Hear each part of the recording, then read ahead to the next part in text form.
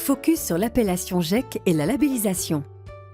Les GEC sont une forme spécifique de groupement d'employeurs dont la qualité d'action est évaluée chaque année, en termes notamment d'insertion, de qualification et d'emploi durable. Mais comment obtient-on cette reconnaissance et qu'implique-t-elle exactement ?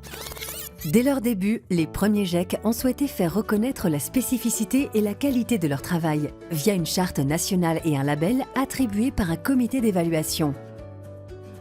Depuis 2015, la Fédération française des GEC est reconnue comme l'unique instance instruisant les demandes de reconnaissance de la qualité de GEC selon un cahier des charges approuvé par le ministère du Travail. Que contient précisément ce cahier des charges ? Inspiré de l'historique Charte nationale des GEC, le cahier des charges défini par différents textes réglementaires précise les conditions nécessaires pour être GEC. 14 critères, chacun illustré par des indicateurs permettant leur évaluation.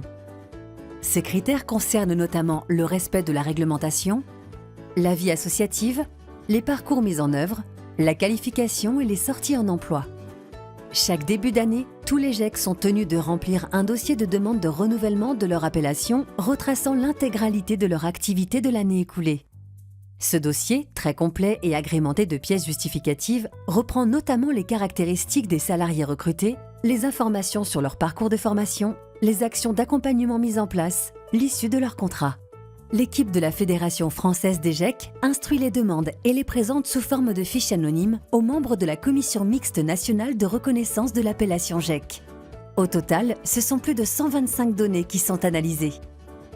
La commission est composée de 7 membres, 3 pour le Collège État, 3 pour le Collège Fédération française des GEC et un président qui agit en tant que personne qualifiée.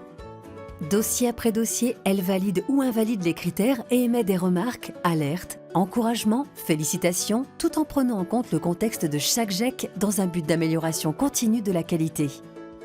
Elle a également pouvoir de retirer l'appellation à une structure qui s'éloignerait trop du cahier des charges. C'est cette même commission qui, sur la base d'un dossier, attribue ou pas l'appellation GEC au groupement d'employeurs qui en émettent la demande pour la première fois. À l'écoute des évolutions de l'environnement des GEC, elle émet des propositions d'évolution et des pistes de travail. Ainsi, la labellisation des GEC sécurise les différents acteurs, entreprises, salariés, partenaires, pouvoirs publics. Les données sur l'activité du réseau recensées durant la campagne de labellisation permettent à la Fédération française des GEC de réaliser chaque été un observatoire mettant en avant les statistiques et résultats nationaux, également déclinés par secteur et par région. Il est téléchargeable sur le site www.lesgec.fr, rubrique « S'informer sur les GEC ». Aujourd'hui, plus de 200 GEC partagent les mêmes valeurs et se mobilisent pour favoriser l'emploi et la qualification grâce à l'alternance. Pour tout renseignement complémentaire, contactez la Fédération française des GEC.